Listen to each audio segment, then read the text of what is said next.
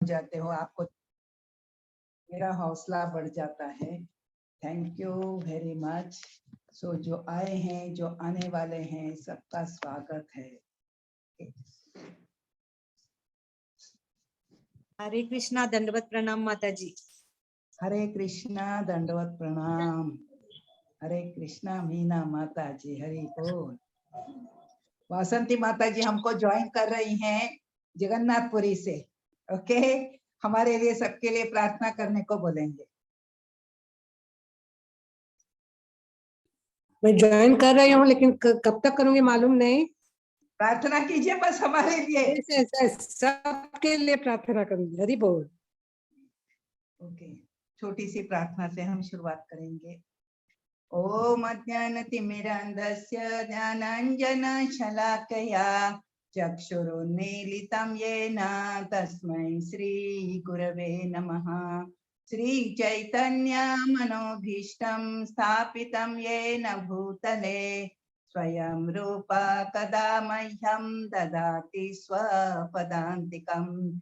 वन्देऽहं श्रीगुरो श्रीयुतपदकमलम् श्रीगुरून् वैष्णवांश्च श्रीरूपं साग्रजातं सहगण रघुनाथान्वितं तं सजीवं साद्वैतं सावधूतं परिजनसहितं श्रीकृष्ण चैतन्य देवं श्रीराधा कृष्ण पादान् सहगण ललिता श्रीविशाखान्वितांश्च। हे कृष्णा करुणा सिंधो दीनबन्धो जगत्पते गोपेश गोपिका कांत राधा कांत नमोस्तुते। तप्त कांचन गौरांगी राधे वृंदावनेश्वरी वृषभानुसुते देवी प्रणमामि हरिप्रिये। वाञ्छाकल्पतरुभ्यश्च कृपा सिन्धुभ्य एव च पतितानां पावनेभ्यो वैष्णवेभ्यो नमो नमः। जय श्री कृष्ण चैतन्य प्रभु नित्यानंद श्री अद्वैत गदाधर श्रीवासादि गौर भक्त वृंद। हरे कृष्णा कृष्णा कृष्णा हरे हरे, हरे राम राम राम हरे हरे। हरे कृष्णा कृष्णा कृष्णा हरे हरे, हरे राम राम राम हरे हरे। तो हरे कृष्णा, आप सभी का स्वागत है। और यहाँ पे हमने कल 12th चैप्टर कंप्लीट किया था। 12th चैप्टर बोले तो सेकंड सेक्शन भी कंप्लीट हो गया है। मीन्स 3 भागों में भगवत गीता बटी है, हमने आपको बोला था। सो दूसरा भाग भी कंप्लीट हो गया है। First 6 chapters, then up to 12th 7 to 12th दूसरा भाग था भक्ति योग। सो ये भी हमने पूरा कर लिया है।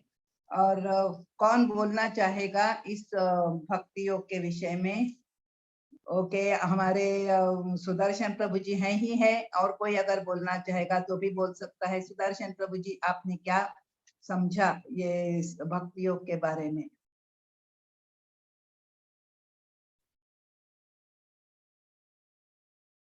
खगेंद्र प्रभु जी भी हैं, वो भी बोलेंगे। मीना माता जी भी हैं। हरे कृष्ण माता जी। हाँ, हरे कृष्ण प्रभु जी, बोलिए। अभी हमने कल मतलब पूरा सेक्शन ही खत्म कर दिया भक्ति योग का। तो पहले तो भगवान ने बताया था हमें कि हम मतलब कैसे उन्हें प्राप्त कर सकते, अलग अलग मार्ग बताए। भक्ति योग में इतना बताया है कि उन्होंने अपने ऐश्वर्य के बारे में बताया, एक तो कि मैं कौन हूँ, मैं क्या हूँ, मैं कैसा दिखता हूँ। उन्होंने अपने विराट रूप का भी दर्शन दिया, चतुर्भुज का भी चतुर्भुज रूप का भी दर्शन दिया, विभुज रूप का भी दर्शन दिया। भगवान कहते हैं कि सबसे सरल और सबसे आसान तरीका है मुझ तक पहुंचने का, वो है भक्ति योग। जो कर्म योग, ध्यान योग या कोई भी पुण्य या कुछ भी जो मुझ तक नहीं पहुंचा सकता, वो है भक्ति भावना आपको मुझ तक पहुंचा सकती है। अगर आप मेरा नाम, मतलब इतना सरल है कि अगर एक बार अंतिम समय में भी एक बार दिल से नाम ले लिया तो आपको भगवान मिल जाएंगे। आपको उनके दर्शन हो जाएंगे। तो इसके लिए मतलब इसका एक सबसे अच्छा उदाहरण ये है कि जैसे हमें पता है सुदामा जी की स्टोरी कि उन्होंने कभी अपनी भक्ति छोड़ी नहीं। उनको अपनी गलती का एहसास हो गया था कि बचपन में जो उन्होंने चने खाए थे कृष्ण के हिस्से के, वो तो चलो बचपना था, बट उनका कर्म का फल भी उन्हें मिला, लेकिन उन्होंने कभी भक्ति नहीं छोड़ी। उनके पास खाने को कुछ नहीं था, पहनने को कुछ नहीं था, फिर भी उन्होंने कृष्ण का नाम ही जपा हमेशा, और जिसका फल उनको मिला भी। तो इसीलिए हमें भी क्या बोलते हैं, भगवान का साथ कभी नहीं छोड़ना चाहिए, ना ही सुख में ना ही दुख में।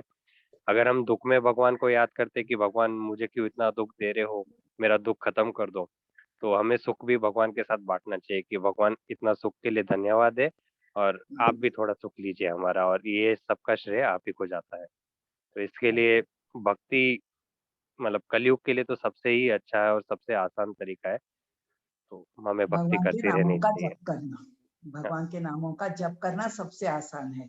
अच्छा, मतलब आप इतना कहाँ से हैं आसान है। प्रभु जी? मैं तो मुंबई से हूँ। अच्छा, ओके। तो आप मंदिर से जुड़े हैं क्या, इस्कॉन टेम्पल से? नहीं, मतलब ऐसे तो नहीं जुड़ा हूँ, पर हाँ, जाते रहता हूँ। यहाँ पे मैं मीरा रोड में रहता हूँ, तो मीरा रोड में है एक इस्कॉन का मंदिर।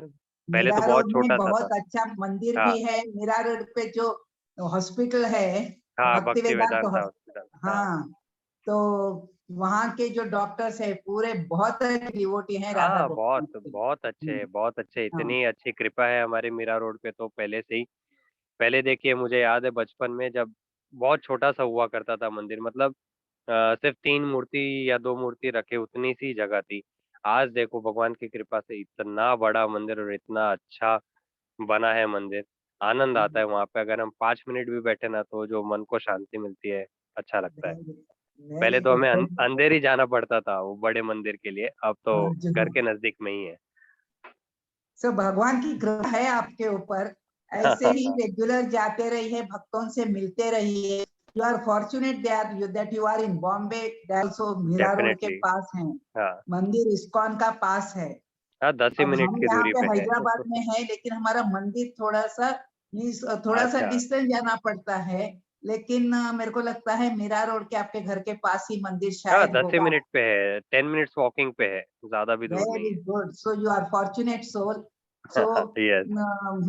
सो आप रेगुलर संडे संडे कम से कम जाते रहिए। हाँ, हाँ, जाते हैं। हाँ, संडे फीस्ट में तो बहुत कुछ मिलता है, भक्तों का हाँ, काफी संग मिलता है। So you will advance naturally because you are having that inclination also. Okay, thank you. Hare Krishna. Khagendra Prabhu ji. Hare Krishna माता जी। हाँ, हरे कृष्णा। जी, अपन ने ना में 7 चैप्टर से अब तक बहुत सारी चीजें देखी हैं। जैसे अपन ने देखा भगवान को किस प्रकार जान सकते हैं, और भगवान ने बताया था कि चार प्रकार के लोग उनके शरण लेते हैं। वो 4 प्रकार के थे, आरती, वो अर्थ, आरती, जिज्ञासु, ज्ञानी। और अपन ने फिर आर्थ इसमें देखा था। अर्थार्थी जिज्ञासु ज्ञानी। यस। जी जी जी जी जी। हाँ, फिर अपन ने ऐश्वर्य का ज्ञान भी देखा था इसके अंदर। देन अपन ने देखा था विभूति योग में चैप्टर 10 में कि भगवान को कैसे जान सकते हैं। उसके बाद अपन ने भगवान का जो चैप्टर 11 उसमें विराट रूप भी देखा था, विश्व रूप देखा था, जिसमें 55 श्लोक हैं। देन अर्जुन ने फिर उनसे प्रे भी करा था कि मतलब इतना डरावना रूप मुझे नहीं दिखाइए, वो विष्णु रूप दिखाइए। अपन ने इस टाइप से सब पढ़ा था। जी, हरे कृष्णा। हाँ, विष्णु रूप देखा। फिर उसके बाद जो उनके साथ आदान प्रदान करने के लिए जो सबसे आसान है वो द्विभुज रूप भी, द्विभुज रूप देखकर और ज्यादा संतुष्ट हो गए, क्योंकि उसी रूप में आदान प्रदान हम लोग कर सकते हैं भगवान के साथ। तो इसीलिए द्विभुज रूप से वह बहुत संतुष्ट हो गए। अब यहाँ पे आज हमारा 3rd सेक्शन शुरू हो जाता है। और कोई बोलना चाहता है क्या? और कोई बोलेगा? हरे कृष्णा। आज कोई ज्यादा आए भी नहीं है। ओके, ठीक है। ओके, अभी हमारे 2 सेक्शन यहाँ पे कंप्लीट हो गए हैं 12 तक। अब ये 13वां जो 13 से 18 जो है 18 चैप्टर तो कंक्लूजन है, लेकिन 13 से 17 जो हैं ये क्या है कि प्रकृति के बारे में हमने देखा कि पहले 8 चैप्टर जो थे वो ज्यादातर भगवान ने आत्मा के बारे में और connected things to the soul ऐसा पूरा ये किया था, एक्टिविटीज आत्मा की वगैरह। सेकंड जो था वो भगवान ने अपने बारे में बताया। यहाँ पे प्रकृति के बारे में बता रहे हैं, प्रकृति, फिर प्रकृति के 3 गुण और प्रकृति कैसे आत्मा से और परमात्मा से प्रकृति किस प्रकार जुड़ी हुई है, ये सारा वर्णन अभी इस भाग में आएगा। सो हमने देखा कि सब जगह भक्ति योग तो है ही है, शुरू से ही सेकंड चैप्टर से ही भक्ति योग का वर्णन आ ही रहा है। पूरी भगवत गीता में भक्ति भक्ति भक्ति हमको सीखना है कि भगवान की भक्ति करनी है। लेकिन सेंट्रल जो पार्ट था उसमें तो मैक्सिमम भक्ति के बारे में ही बताया था। यहाँ पे भी हमको पता चलेगा कि भक्त को कैसे मीन्स भक्त के साथ भगवान का आदान प्रदान कैसा है, असुरों के साथ कैसा है, ये सब यहाँ पे वर्णन आ जाएगा। और इस चैप्टर का यहाँ पे है कि प्रकृति, पुरुष और चेतना। ओके, सो ये चैप्टर है। सो यहाँ पे हम कनेक्शन देखेंगे चैप्टर 12 और चैप्टर 13 के बीच। सो यहाँ पे 13 to 18 अध्याय ज्ञान योग में आते हैं। इसका नाम ज्ञान योग है, लेकिन इसमें भी भक्ति के बारे में वर्णन है। 7 to 12 में भगवान ने भक्ति योग का वर्णन किया है। कोई पूछ सकता है कि यदि योग की सीढ़ी भक्ति तक जाकर समाप्त हो जाती है, हमने देखा था आरुरुक्ष स्टेज मीन्स और योगारुरुक्ष स्टेज और योगारूढ़ स्टेज। योगारुरुक्ष स्टेज तो पहली मीन्स अगर सीढ़ी है तो पहला स्टेप है योगारुरुक्ष स्टेज। पहले जो 4 थे यम, नियम, आसन, प्राणायाम, ये योगारूढ़ स्टेज में आते हैं। योगारूढ़ स्टेज में आगे के जो धारणा, ध्यान, समाधि तक मीन्स लास्ट स्टेज तक पहुंचता है। योगारूढ़ स्टेज तक जब पहुंचता है तो समाधि स्टेज है। तो भक्ति तक जाके ये समाधि स्टॉप हो जाती है। फिर ज्ञान का वर्णन भक्ति योग के बाद ये क्यों आ रहा है? सो किसी को लग सकता है ये भक्ति इज द परफेक्शन, उसके बाद ज्ञान की क्या जरूरत है, ज्ञान का क्यों आ रहा है, ऐसा कोई सोच सकता है। तो यहाँ पे जब हम भक्ति योग तथा ज्ञान योग इनका संबंध जानेंगे तो हमें कारण समझ में आ जाएगा। 12.7 में भगवान कृष्ण वचन देते हैं, मैं अपने भक्त के लिए, भगवान ने बताया है कि मैं अपने भक्त के लिए क्या है, उसको ये भाव सागर, जन्म मृत्यु के सागर से मैं उसका उद्धार करने वाला बन जाता हूँ, बोलते हैं भगवान। और 13 to 18 अध्याय में हमें जन्म मृत्यु के चक्र से छूटने का ज्ञान प्रदान करके भगवान के इस वचन की पूर्ति करते हैं। भगवान ने बोला था 12th चैप्टर में कि मेरे भक्त के लिए मैं उनको जन्म मृत्यु के चक्र से छुड़ाता हूँ। सो कैसा जन्म मृत्यु के चक्र से छूटने का जो ज्ञान है, छुड़ाता हूँ, लेकिन उसके लिए वैसा भक्त बनना चाहिए कि जिसका भगवान उद्धार कर सके। सो ये भक्त कैसे बनना है, इसका पूरा ज्ञान यहाँ पे दिया हुआ है 13 to 17 में। ओके, 13 to 18 समझो। इस विभाग को हम ज्ञान योग कहते हैं, परंतु वास्तव में पूरी भगवत गीता भक्ति है।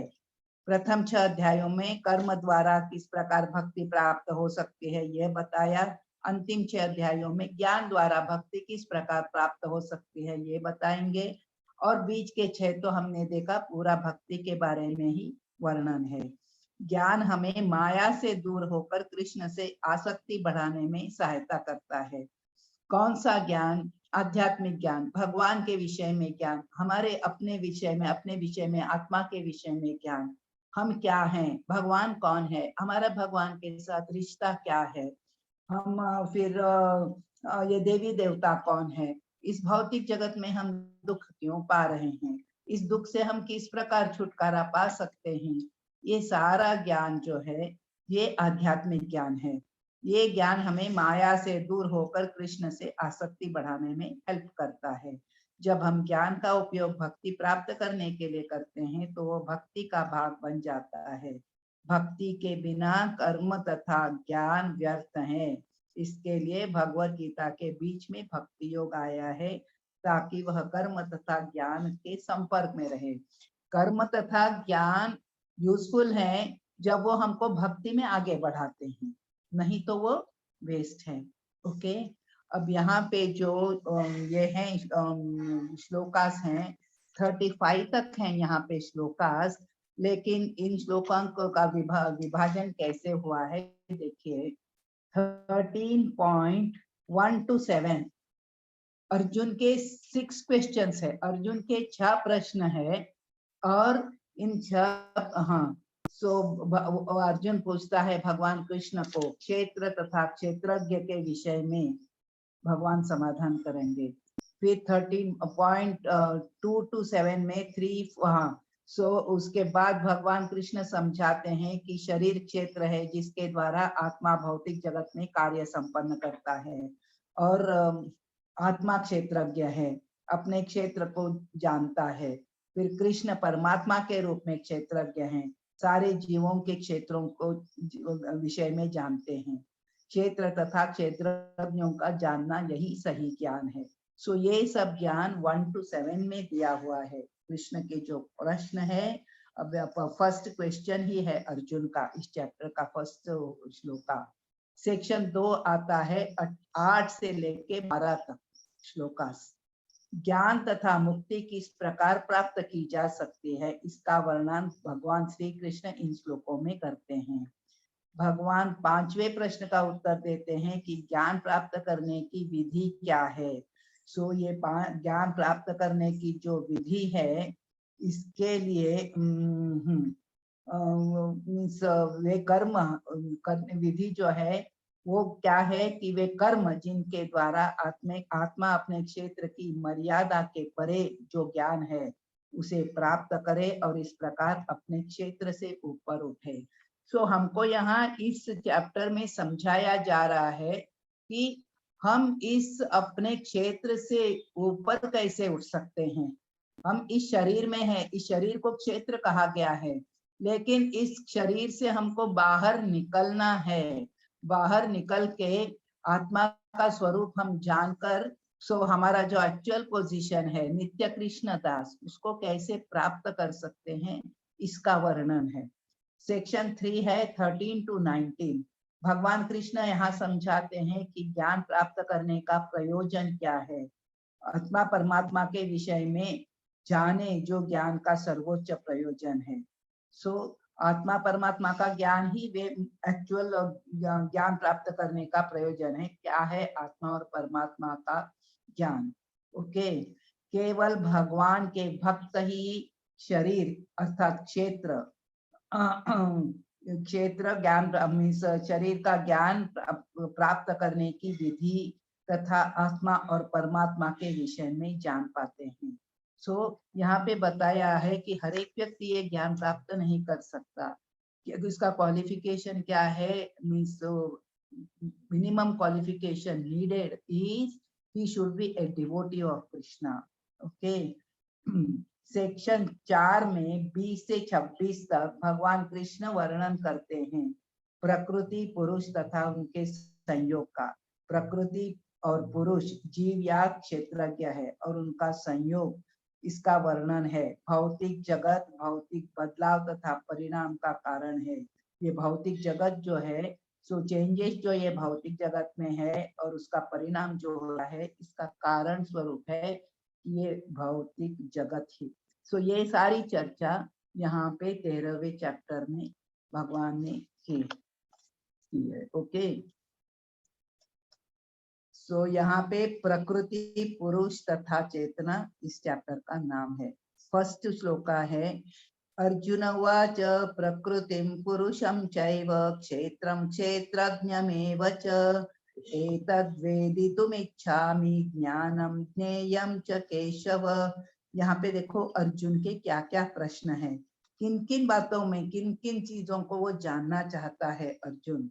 तो यहाँ पे बताया है प्रकृति क्या है, पुरुष क्या है, क्षेत्र क्या है क्षेत्रज्ञ क्या है, और उसके बाद बोल रहा है कि ज्ञान क्या है, और ज्ञेय बोले तो जानने योग्य क्या है। सो यहाँ पे अर्जुन के 6 क्वेश्चंस है। श्री भगवान उवाच इदं शरीरं कौन्तेय क्षेत्रम् इत्यभिधीयते एतद्यो वेत्ति तं प्राहुः क्षेत्रज्ञ इति तद्विदः। भगवान बोलते हैं इदं शरीरं कौन्तेय, हे कौन्तेय, हे कुंती पुत्र, ये शरीर क्षेत्र है, इसको क्षेत्र कहा गया है। इसको जो जानता है उसको क्षेत्रज्ञ कहा गया है।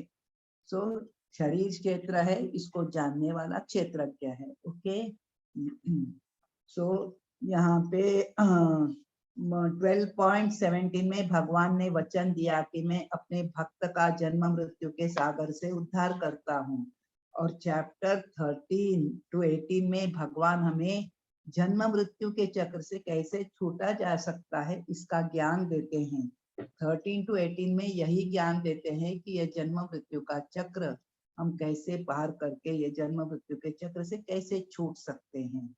भगवान हमें इस अध्याय का प्रारंभ अर्जुन के प्रश्नों से होता है। अर्जुन के प्रश्न है, प्रकृति, पुरुष, क्षेत्र, क्षेत्रज्ञ, ज्ञान तथा ज्ञेय के विषय में जानना चाहता है। 13.2 में भगवान बताते हैं कि यह शरीर क्षेत्र है, शरीर को जानने वाला क्षेत्रज्ञ है। यहाँ पर भगवान 2 प्रकार के क्षेत्रज्ञ की चर्चा करते हैं। ये 2 प्रकार के क्षेत्र को जानने वाले जो हैं, 2 प्रकार के 2 जन हैं। ये 2 जन कौन है? एक है आत्मा, दूसरा है परमात्मा। सो ये आत्मा जो है, एक आत्मा केवल अपने क्षेत्र के विषय में जानता है।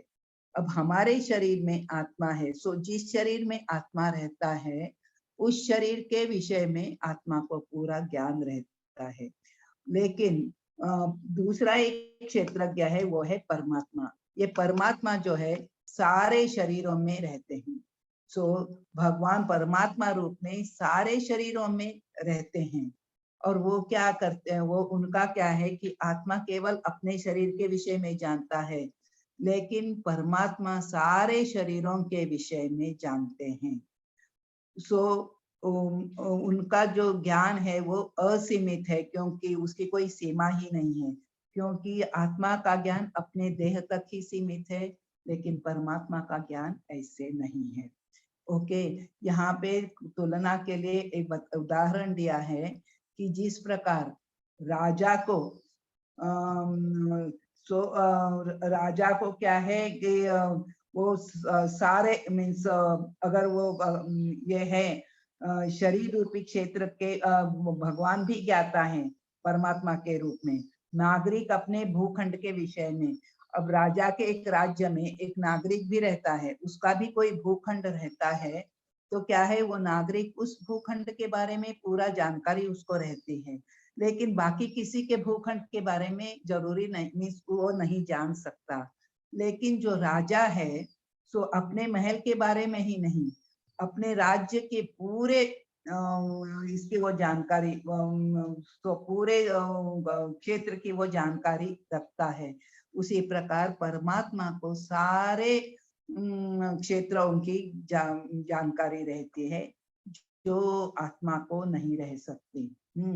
सो प्रत्येक बद्ध जीव को इसका क्षेत्र, अब हमको शरीर ये क्षेत्र बोले तो हमको याद रखना है, यहाँ पे क्षेत्र का अर्थ यहाँ पे हमारा शरीर है। सो हमको ये शरीर इसलिए मिला है, इस प्रकार मिला है। सो देखो उसका क्षेत्र उसकी इंद्रिय तृप्ति को भोगने की क्षमता के अनुसार प्रदान किया जाता है। सो हमारी इंद्रिय, देखो हमारी इंद्रिय तृप्ति, मनुष्य की इंद्रिय तृप्ति और जानवर की या कीट की इंद्रिय तृप्ति, इसमें अंतर है कि नहीं? है। हम इंद्रिय तृप्ति जिस प्रकार कर सकते हैं, कम से कम स्तर तो अलग हैं पशु का और मनुष्य का। सो स्तर तो थोड़ा तो अलग है। ओके, ये आहार, निद्रा, भय, मैथुन, ये जो है ये एक्टिविटी सेम रहेंगी, लेकिन वो एक्टिविटीज परफॉर्म करने का स्तर अलग अलग रह सकता है। और देखो कॉन्शियसनेस में भी फर्क रहता है, कीट का कॉन्शियसनेस और हमारी चेतना विकसित चेतना है। पेड़ पौधों की चेतना तो विकसित भी नहीं रहती है। इस प्रकार हर एक को क्षेत्र मिला है, लेकिन वो क्षेत्र कैसे है, उसको अपने इंद्रिय तृप्ति की क्षमता के अनुसार मिला है। वो भोगने की क्षमता के अनुसार। हमने दूसरे अध्याय में स्पष्ट रूप से जान लिया कि मैं स्त्री हूँ, पुरुष हूँ, सुखी हूँ, दुखी हूँ, बेटा हूँ, बहू हूँ, ये सारी शरीर की उपाधियां हैं, ये सारी आत्मा की नहीं है, परंतु क्षेत्र को जानने वाला आत्मा है। सो 13.3 में अभी हमको यहाँ पे पता चल गया कि क्षेत्रज्ञ, 2 प्रकार के क्षेत्रज्ञ कौन कौन से हैं। अब तीसरे वर्ष में भगवान बताते हैं, क्षेत्रज्ञं च पिमां विद्धि सर्वक्षेत्रेषु भारत, क्षेत्र क्षेत्रज्ञयो ज्ञानं तद्यत् ज्ञानं मतं मम। सो भगवान बोलते हैं, मैं भी एक क्षेत्रज्ञ हूँ, जैसे आत्मा एक क्षेत्रज्ञ है, क्षेत्र को जानने वाला है, मैं भी दूसरा क्षेत्रज्ञ हूँ कि मैं सारे क्षेत्रों को जानता हूँ। सो हे भरतवंशी, तुम्हें ज्ञात होना चाहिए कि मैं भी समस्त शरीरों में ज्ञाता भी हूँ, और इस शरीर तथा इसके ज्ञाता को जान लेना ज्ञान कहलाता है। सो अर्जुन का प्रश्न था, ज्ञान क्या है, ज्ञेय क्या है? तो यहाँ भगवान बताते हैं कि शरीर और इस शरीर तथा इसके ज्ञाता को जान लेना। सो इसका ज्ञाता तो एक ही नहीं है, आत्मा भी है, परमात्मा भी है। सो आध्यात्मिक ज्ञान है, उसी को यहाँ पे भगवान बोलते हैं वही सही ज्ञान है। प्रकृति के, इस शरीर के बारे में जानना, शरीर के बारे में बोले तो प्रकृति को जानना, मुझे जानना, भगवान को जानना और आत्मा का ज्ञान प्राप्त करना, यही सही ज्ञान है। ओके। सो 4th श्लोका है, तत्क्षेत्रम यच्च यादृक् च यद्विकारी यतश्च यत् सच यो यत् प्रभावश्च तत्समासेन मे शृणु। यहाँ पे भगवान देखो कितना अच्छी से तत्शृणु, मैं शृणु, मैं जो बोल रहा हूँ सुनो। सो शृणु के ऊपर जो ये जोर देते हैं, इसका कारण क्या है, हम जो भी ज्ञान आध्यात्मिक प्राप्त करते हैं वो सुनने के द्वारा ही हमको प्राप्त होता है। सो ये जो भक्ति का ये जो सीढ़ियां है, सबसे फर्स्ट स्टेप है श्रवणम, श्रवणम कीर्तनम स्मरणम, फिर वंदनम अर्चनम दास्य अर्चनम पाद सेवनम, पाद सेवनम अर्चनम वंदनम दास्यम साख्यम आत्मनिवेदनम। सो ये जो नवधा भक्ति है, सबसे पहले आता है श्रवणम। सुनने के बाद हम किसी को बोल सकते हैं, सबसे पहले जरूरी है कि सुनो। इसीलिए भगवान मैं बोल रहा हूँ सुनो बोल के बोलते हैं। देखो अब तुम मुझसे यह सब संक्षेप में सुनो कि कर्म क्षेत्र क्या है, यह किस प्रकार बना है, इसमें क्या परिवर्तन होते हैं, यह कहाँ से उत्पन्न होता है, इस कर्म क्षेत्र को जानने वाला कौन है और उसके क्या प्रभाव हैं। सो भगवान बोल रहे हैं ये शरीर के बारे में तुमको जो भी जानकारी चाहिए, अब मैं बोल रहा हूँ मीन्स शॉर्ट में, तो उसे सुनो बोल के बोल रहे हैं भगवान। ओके।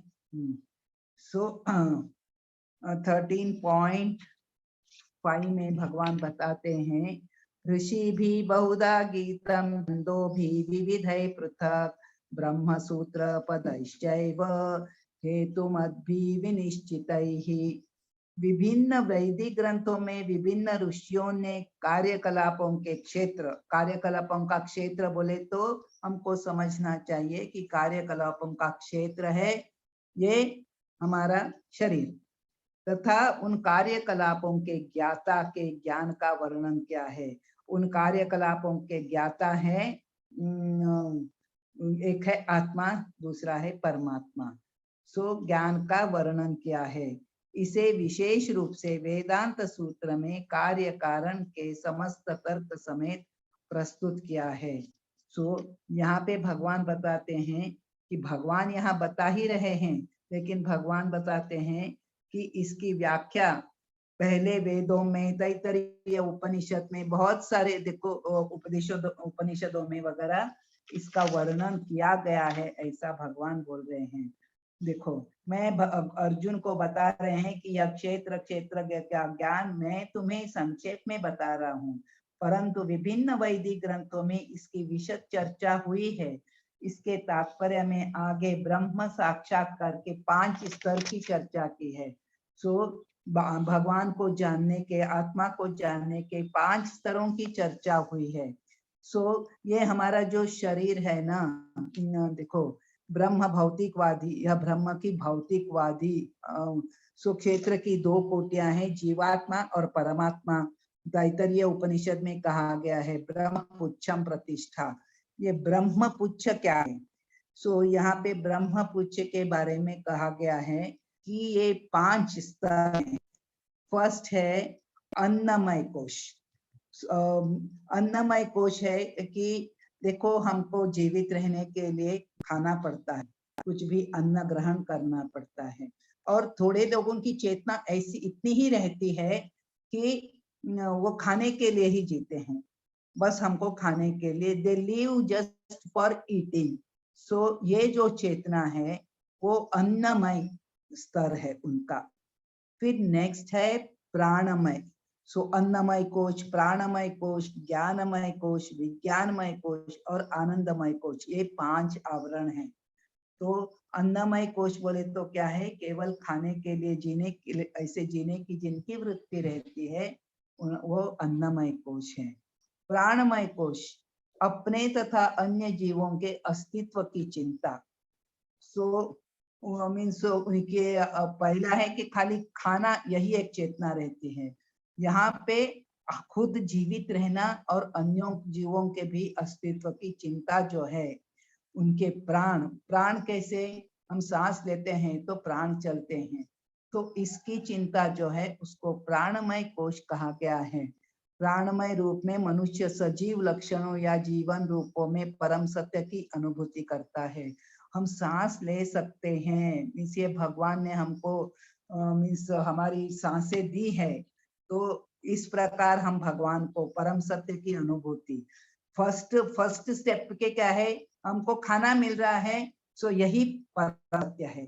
दूसरे इसमें हमको सांस लेने को हो रहा है, यही परमात्मा की अनुभूति है, परम सत्य की अनुभूति है। ज्ञानमय रूप में यह अनुभूति सजीव लक्षणों से आगे बढ़कर चिंतन, अनुभव, आकांक्षा तक पहुंचती है। सो तीसरा जो स्तर है ज्ञानमय, सो ज्ञानमय स्तर पर क्या होता है? वो मन के स्तर पर रहता है, और मन के कार्य क्या है? Thinking, feeling and willing. वो सोच सकता है, अनुभव कर सकता है, इच्छा करना। सो यहाँ तक उसकी चेतना पहुंच जाती है तो वो ज्ञानमय कोश है, ज्ञानमय स्तर पर वो व्यक्ति पहुंच गया। तब ब्रह्म की उच्चतर अनुभूति होती है। सो नेक्स्ट है विज्ञानमय कोश। उसको स्पष्ट होता कि मैं एक आत्मा हूँ। ओके, सो उच्चतर अनुभूति है कि मैं एक आत्मा हूँ, मैं शाश्वत हूँ, मैं सच्चिदानंद हूँ। ये अनुभूति है, इस अनुभूति को विज्ञानमय कहा गया है, वो विज्ञानमय स्तर है। और फिफ्थ जो स्तर है आनंदमय। ओके, सो इसके पश्चात परम अवस्था आती है जो आनंदमय है, अर्थात सर्व आनंदमय प्रकृति की अनुभूति है। तब वो जीव जान जाता है कि भगवान आनंदमय है, स्वभाव से ही भगवान आनंदमय है, और मैं भी आनंदमय बन सकता हूँ, मैं भी इस आनंद का अनुभव कर सकता हूँ। आत्मा के मैं आत्मा हूँ तो मैं भी इस आत्मा का अनुभव कर सकता हूँ। सो ज्ञान प्राप्त, हाँ, सो ऐसा ये ज्ञान जब इस स्तर पर जीव परमात्मा के विषय में, ये आनंदमय स्तर पर परमात्मा के विषय में ज्ञान प्राप्त करता है जो स्वभाव से आनंदमय है। इन 5 अवस्थाओं को मिलकर ब्रह्म पुच्छ कहा गया है। सो लोवेस्ट कैटेगरी जो है अन्नमय कोश है, दूसरा है प्राणमय, तीसरा है ज्ञानमय, चौथा है विज्ञानमय, 5वां है आनंदमय। ओके, सो यहाँ पे इसका वर्णन आया है। देखो भगवान स्वभाव से आनंदमय है, अपने दिव्य आनंद को भोगने के लिए वे विज्ञानमय, प्राणमय, ज्ञानमय, अन्नमय रूपों में विस्तार करते हैं। वे क्या करते हैं, अपना भगवान आनंद का स्रोत हैं, लेकिन अकेला नहीं एंजॉय कर सकते ना, भगवान अकेले एंजॉय, तो इसलिए वो क्या करते हैं, अपने दिव्य आनंद को भोगने के लिए विज्ञान में बोले तो आत्मा आ गए, फिर विज्ञानमय, प्राणमय, ज्ञानमय, अन्नमय, इन रूपों में विस्तार करते हैं। कार्यकलापों के क्षेत्र में जीव भोक्ता माना जाता है, किंतु आनंदमय उससे भिन्न होता है। सो ये फर्स्ट 3 स्टेजेस जो हैं, अन्नमय, प्राणमय, ज्ञानमय, यदि जीव आनंदमय का अनुगमन करने में सुख मानता है तो वह पूर्ण बन जाता है। लेकिन जनरली हम इन 3 स्टेजेस में रहते हैं। अन्न में पहले अपने को जीने के लिए साधन जुटाना, पेट भरने के लिए, फिर सांस भी लेनी, जीवित रहने के लिए कार्यकलाप वगैरह, फिर थर्ड स्टेज जो है मन के, हम आत्मा के और परमात्मा के स्तर पर जाना, साधारण जीव उस स्तर पर मीन्स बहुत कम जाता है। ओके, जो भगवान को जानना चाहता है, जो आत्म साक्षात्कार का ज्ञान प्राप्त करना चाहता है, सारे लोग आत्म साक्षात्कार के लिए इंटरेस्टेड नहीं रहते हैं, इन्हीं 3 चीजों में रहते हैं कि किसी अच्छी चीज की अनुभूति करना, किसी एंजॉयमेंट के लिए सोचना, ये इच्छा करना, वो इच्छा। सो वो ज्ञानमय कोश तक ही पहुंचते हैं। विज्ञान और आनंदमय कोश ये हायर स्तर के हैं। इनमें से पहले 3 अन्नमय, प्राणमय, ज्ञानमय अवस्थाएं जीवों के कार्यकलापों के क्षेत्रों से संबंधित होती हैं। ओके, सो अभी आगे के 6th and 7th श्लोका में क्या दिया है, महाभूतानि अहंकारो बुद्धिरव्यक्तमेव च इंद्रियाणि दशैकं च पंचचेन्द्रिय गोचरः इच्छा द्वेष सुखं दुःखं संघातश्चेतना धृतिः एतत् क्षेत्रं समासेन सविकारम् उदाहृतम्। यहाँ पे ये क्षेत्र किन चीजों से बना है इसका वर्णन है। देखो, पंच महाभूत, अहंकार, बुद्धि, अव्यक्त 3 गुणों की अप्रकट अवस्था, 10 इंद्रियां, मन, 5 इंद्रिय विषय, इच्छा, द्वेष, सुख, दुख, संघात, जीवन के लक्षण तथा धैर्य, इन सब को संक्षेप में कर्म का क्षेत्र तथा उसकी अंतःक्रियाएं कहा जाता है। सो जो कर्म का क्षेत्र या क्षेत्र यहाँ पे जो कहा है, शरीर, वो किन चीजों से बना है। देखो, कर्म क्षेत्र या क्षेत्र 24 तत्वों से बना है, 5 महाभूत हैं। सो पंच महाभूत मालूम है। उसके बाद 5 महाभूत हैं, पृथ्वी, जल, अग्नि, वायु, आकाश, और उसके बाद है मन, बुद्धि, अहंकार। सो तथा 3 गुणों की अव्यक्त, ये 5 महाभूत के बाद आ गया मन, बुद्धि, अहंकार, ये सूक्ष्म शरीर, स्थूल शरीर हो गया, सूक्ष्म शरीर हो गया। फिर 3 गुणों की अव्यक्त अवस्था है। फिर 5 ज्ञानेन्द्रियां हैं, सो आंख, कान, नाक, जीभ, त्वचा। 5 कर्मेंद्रियां हैं, वाणी, हाथ, पांव, गुदा, लिंग। फिर इंद्रियों के 5 विषय हैं। फिर इच्छा, द्वेष, सुख, दुख, ये अंतःक्रियाएं। सो ये हमारे मन के अंदर आती हैं। ये क्या इच्छा, द्वेष और सुख दुख, इनका अनुभव। ये स्थूल देह के 5 महाभूतों, देखो, लेकिन ये कहा गया है यहाँ पे, स्थूल देह के 5 महाभूतों की अभिव्यक्तियां हैं। ये एक्सप्रेशन है, स्थूल देह के 5 महाभूतों की एक्सप्रेशंस है। चेतना और धैर्य द्वारा प्रदर्शित जीवन के लक्षण, चेतना और धैर्य द्वारा प्रदर्शित जीवन के लक्षण। सो चेतना द्वारा हम कई चीजें, हम जीवन के लक्षण दिखाते हैं। चेतना, कुछ भी हमको ऐसे कोई भी ऐसा जानवर वगैरह आ जाता है तो एकदम से हम हट जाते हैं वहां से। सो ये चेतना है।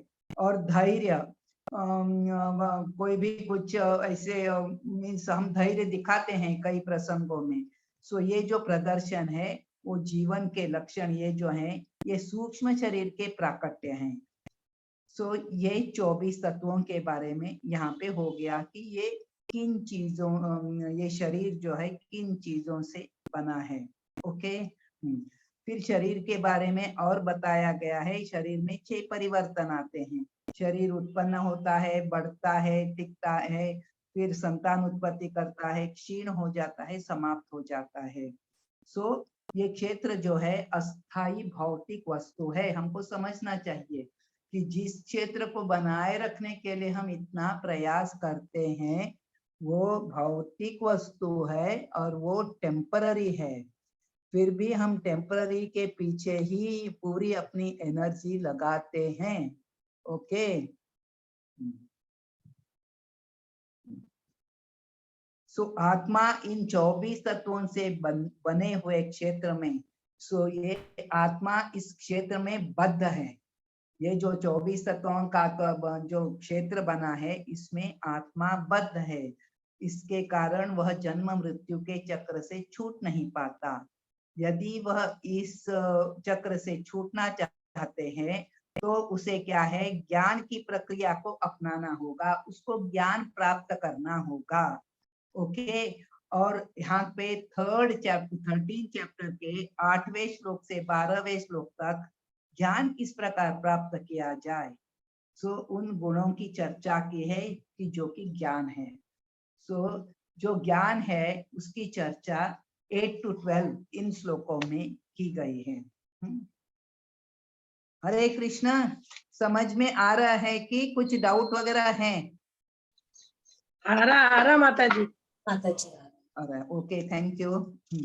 सो यहाँ पे देखो, अमानित्वम अदम्भित्वम अहिंसा क्षांतरार्जवम आचार्योपासनं शौचं स्थैर्यम् आत्मविनिग्रहः इंद्रियार्थेषु वैराग्यम् अनहंकार एव च जन्म मृत्यु जरा व्याधि दुःख दोषानुदर्शनम् असक्तिरनभिष्वङ्गः पुत्रदारगृहादिषु नित्यं च समचित्तत्वम् इष्टानिष्टोपपत्तिषु मयि चानन्योगेन भक्तिरव्यभिचारिणी विविक्तदेशसेवित्वम् अरति जनसंसदि अध्यात्मज्ञान नित्यत्वं तत्त्वज्ञानार्थदर्शनम् ज्ञानमिति प्रोक्तम अज्ञानम यदतोन्यथा। यहाँ पे बताया है, भगवान बताते हैं, भगवान ने ये भी चीजें बताई हैं यहाँ पे, और बोलते हैं इसको छोड़ के जो भी आप ज्ञान समझते हो वो सारा अज्ञान है। ओके। और क्या क्या ज्ञान में क्या क्या आता है देखिए, विनम्रता, दंभहीनता, अहिंसा, सहिष्णुता, सरलता, प्रामाणिक गुरु के पास जाना, पवित्रता, स्थिरता, आत्मसंयम, इंद्रिय तृप्ति के विषयों का परित्याग, अहंकार का अभाव, जन्म मृत्यु वृद्धावस्था तथा रोग के दोषों की अनुभूति। देखो, जन्म मृत्यु वृद्धावस्था तथा रोग के दोषों की अनुभूति बोले तो हमको कम से कम समझना चाहिए कि जन्म मृत्यु वृद्धावस्था रोग ये मीन्स किस प्रकार ये दोष हैं। हम इसको दोष मानते ही नहीं है। अरे ये तो होना ही है, जन्म ले लिया तो मृत्यु होगी ही, जन्म ले लिया तो बूढ़े होंगे ही, व्याधि आएगी ही, उससे हम कैसे छुटकारा पा सकते हैं कि नहीं पा सकते, ये कोई सोचना भी नहीं चाहता है। ओके। अच्छी तथा वैराग्य, संतान, स्त्री, घर तथा अन्य वस्तुओं की ममता से मुक्ति, अच्छी तथा बुरी घटनाओं के प्रति समभाव, मेरे प्रति निरंतर अनन्य भक्ति। भगवान बोल रहे हैं मेरे प्रति निरंतर अनन्य भक्ति भी जरूरी है, वही ज्ञान है। एकांत स्थान में रहने की इच्छा, जन समूह से विलगाव, आत्म साक्षात्कार की महत्ता को स्वीकारना तथा परम सत्य की दार्शनिक खोज, इन सबको मैं ज्ञान घोषित करता हूँ। और इनके अतिरिक्त जो भी है वह सब अज्ञान है। सो यहाँ पे भगवान ने बताया है कि अज्ञान क्या है, अज्ञान क्या है। सो भगवान ने मयि च अनन्य योगेन भक्ति अव्यभिचारिणी कहा है। ज्ञान की प्रक्रिया का अवसान भगवान की अनन्य भक्ति में, जब हम ये सारी चीजों को अपनाएंगे तो क्या हो जाएगा, भगवान की अनन्य भक्ति कर पाएंगे। अनन्य भक्ति क्या है हमने चर्चा की थी, वापस मैं आपसे सुनना चाहती हूँ। अनन्य भक्ति क्या है? कृष्ण भगवान के अलावा किसी और के विषय में प्रार्थना। केवल भगवान कृष्ण की भक्ति मीन्स भगवान ही मीन्स एकल कृष्ण क्या है, एकल ईश्वर कृष्ण आरसभ भृत्य मीन्स कृष्ण अकेले ही भगवान है। हमने भगवान की डेफिनेशन क्या है सुनी है। सो भगवान कृष्ण ही एक भगवान है, बाकी सारे उनके दास हैं, वही है वो हमसे श्रेष्ठ है क्योंकि देवी देवता है। हरे कृष्णा। वो देवी देवता है, उनके पास पावर है, लेकिन हमसे ज्यादा पावर है उनके पास। इसका मतलब ये नहीं है कि वो भगवान बन गए। हमको समझना चाहिए कि भगवान क्या है, देवी देवता क्या है, ये ज्ञान भी बहुत जरूरी है। ओके, अब इनमें से एक एक की थोड़ी थोड़ी चर्चा करेंगे। विनम्रता या अमानित्वम, इसका अर्थ क्या है? मनुष्य को अन्यों द्वारा सम्मान पाने के लिए इच्छुक नहीं रहना चाहिए। हम देहात्म बुद्धि के कारण अन्यों से सम्मान पाने के भूखे रहते हैं, लेकिन पूर्ण ज्ञान से युक्त व्यक्ति की दृष्टि में यह सब ये जो जिसने ज्ञान प्राप्त किया है वो जानता है, ये जो मान सम्मान, जो पूजा मान प्रतिष्ठा मिलती है, ये देह को मिलती है, लेकिन मैं तो शरीर नहीं हूँ, मैं तो आत्मा हूँ, मैं तो सच्चिदानंद हूँ। इसीलिए मुझे इस पूजा मान प्रतिष्ठा के पीछे नहीं भागना चाहिए। और वो मीन्स चैतन्य महाप्रभु ने कहा है ना कि आप किसी से मान दूसरों को मान दे दो, लेकिन खुद मान अपेक्षा मत करो, और ऐसे भाव में हमेशा कीर्तनीय सदा हरि बोल के, हमेशा भागवत नाम का चिंतन करो बोल के। सो चैतन्य महाप्रभु स्वयं भगवान भक्त के रूप में आए थे, वे भी यही बोलते हैं कि आप अपना पूजा मान प्रतिष्ठा से आप दूर रहो। तो ये हमको अपने अंदर डेवलप करना चाहिए। यस, डेवलप करने की हमको इच्छा रखनी चाहिए, लेकिन ये डेवलप करना बहुत कठिन है।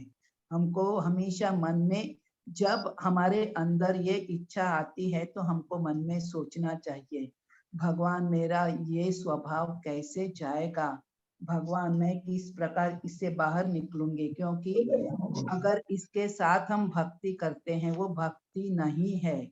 हमको इससे मुक्त होना है, तभी हम भगवान की अच्छी तरह से भक्ति कर सकते हैं। ओके, देखो, पूर्ण ज्ञान से युक्त व्यक्ति की दृष्टि में जो ये जानता है कि वह शरीर नहीं है, इस शरीर से संबंध कोई वस्तु, सम्मान या अपमान व्यर्थ होता है।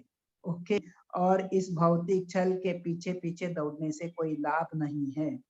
दूसरा है अहिंसा। एक्चुअली अर्थ क्या है? हिंसा नहीं करना, किसी का वध नहीं करना, किसी को मारना नहीं, लेकिन या किसी को क्या है किसी को अन्यों को मुसीबत में, विपत्ति में नहीं डालना। लेकिन आजकल लोग क्या है ना, सो अज्ञान में है, सो देहात्म बुद्धि में है। मैं ये शरीर हूँ, शरीर से जुड़े लोग मेरे हैं, शरीर से जुड़ी वस्तुएं मेरी है, इस प्रकार वे निरंतर भौतिक, इस प्रकार अज्ञान द्वारा वो ग्रस्त रहते हैं, इसलिए निरंतर कष्ट भोगते हैं। तो इसलिए इन लोगों को अज्ञान से बाहर निकालना, अगर नहीं निकालते हैं तो भी एक प्रकार की हिंसा ही है। तो इसलिए उन लोगों को वास्तविक ज्ञान वितरित करने का भरसक प्रयास करना चाहिए। प्रभुपाद जी लिखते हैं कि सही ज्ञान क्या है, उनको जो भौतिक ज्ञान है स्कूल कॉलेज यूनिवर्सिटीज में मिलता है, लेकिन आत्मा के विषय में ज्ञान कहीं भी किसी भी यूनिवर्सिटी में नहीं दिया जाता। आप आत्मा हो, परमात्मा का अंश हो, आपका कर्तव्य क्या है, आपका जीवन का ध्येय क्या होना चाहिए, वहां पे शॉर्ट टर्म गोल सिखाते हैं। आपको इंजीनियर बनना है, आपको डॉक्टर बनना है, आपको सीए बनना है, ये करो, ये पढ़ो, ऐसा करो। लेकिन आपको भगवत धाम जाना है, ये कहीं नहीं बोलते हैं कि भगवत धाम जाओ बोल के। वो बस लोग इसी में खुश रहते हैं। पुनरपि जननम पुनरपि मरणम में उनको प्रॉब्लम ही नहीं लगती है। उनको लगता है अच्छे घर में पैदा हो जाएंगे, खाते पीते घर में, तो प्रॉब्लम क्या है, आराम से इस जन्म में हमको जो मिले उससे अच्छी सुविधा मिलेंगी तो हम एंजॉय करेंगे। सो इस अज्ञान से उनको बाहर निकालना है। ओके, सहिष्णुता, इसका सहिष्णुता का अर्थ यहाँ पे दिया है शांति। उसका अर्थ है मनुष्य अन्यों द्वारा किए गए अपमान तथा तिरस्कार को सहे। सो हमारे अंदर सहिष्णुता नहीं है। कोई भी हमको कुछ भी बोलता है, कोई भी हमारे साथ थोड़ा सा गलत व्यवहार, वो करता है लेकिन वो लगता है कि ये गलत व्यवहार है, तो तुरंत हमारा रिएक्शन आ जाता है। लेकिन यहाँ पे भगवान बता रहे हैं, सो अन्यों द्वारा किए गए अपमान तथा तिरस्कार को सहे। अब यहाँ पे उदाहरण दिया गया है प्रहलाद महाराज का, जो 5 वर्ष के बालक थे, आध्यात्मिक ज्ञान के अनुशीलन में लगे थे। तो उनके पिता ने उनके साथ कितने प्रयास किए, लेकिन वो सहिष्णु बनकर पूरा सहते गए। हमें सहिष्णु बनकर संकल्प पूर्वक प्रगति करते रहना चाहिए।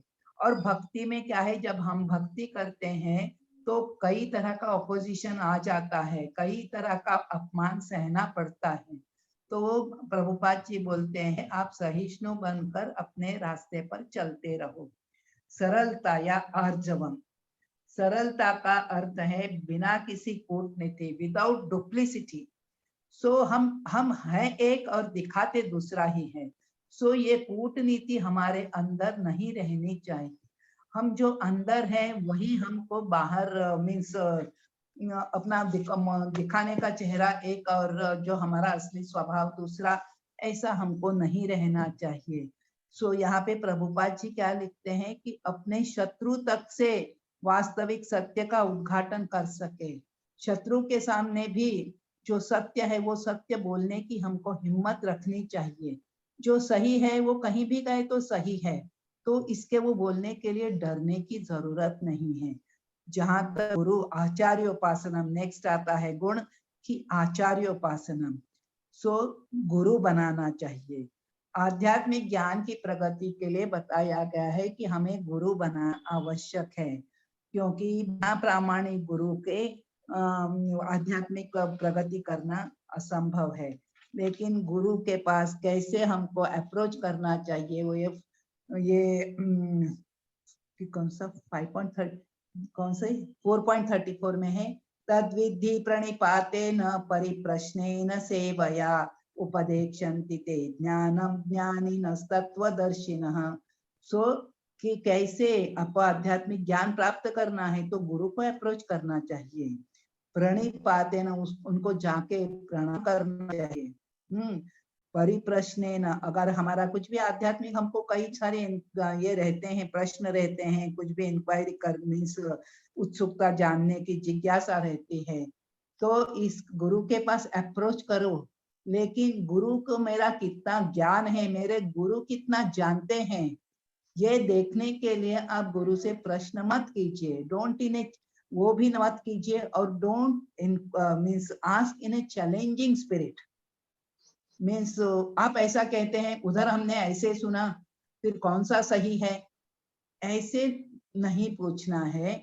सो परिप्रश्नेन सेवया, विनीत भाव से उनको उनकी सेवा भी करनी चाहिए, उनको दंडवत प्रणाम करना चाहिए और विनीत भाव से प्रश्न पूछना चाहिए। और वो तत्वदर्शी हैं, वो भगवान के बारे में, आत्मा का ज्ञान उनको है, परमात्मा का ज्ञान है, तो वो हमें ज्ञान दे सकते हैं। लेकिन ज्ञान प्राप्त करने के लिए जो क्वालिफिकेशन है वो पहले हमको डेवलप करना है। आध्यात्मिक जीवन में अगर नेक्स्ट है कि आध्यात्मिक जीवन में प्रगति करने के लिए शौचम या पवित्रता अनिवार्य है। पवित्रता 2 प्रकार की है, internal cleanliness, external cleanliness. Okay, तो 2 बार स्नान वगैरह करके आंतरिक स्वतः पवित्रता का निरंतर हम ये एक्सटर्नल क्लीनलीनेस हम रख सकते हैं। फिर आंतरिक पवित्रता के लिए कृष्ण का चिंतन, हरे कृष्ण महामंत्र का जप, कीर्तन, ये सब हमको करना चाहिए। इससे क्या है, चैतन्य महाप्रभु ने बताया है, चेतो दर्पण मार्जनम, जब हम भगवान के नाम का जप करते हैं तो मन के दर्पण पर जो धूल जमी है वो साफ हो जाती है। ओके, दृढ़ता उसका अर्थ है स्थैर्य।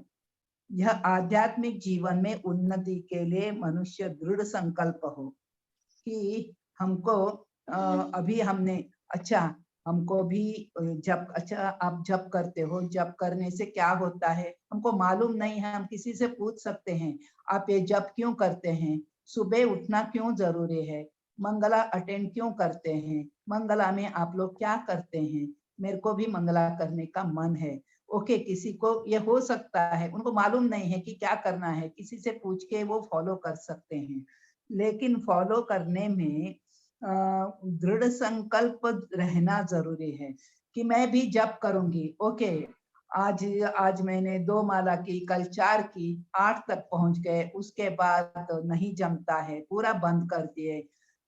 इसके बदले आप अगर 2 माला से शुरू करते हो तो at least for some period means for short period 2 माला तो कंटिन्यू करो, उसके बाद अगर बढ़ा सकते हो तो बढ़ा दो, लेकिन एक दिन 16 माला कर ली एक और कई दिनों तक माला ही नहीं छुई, ऐसा सही नहीं है।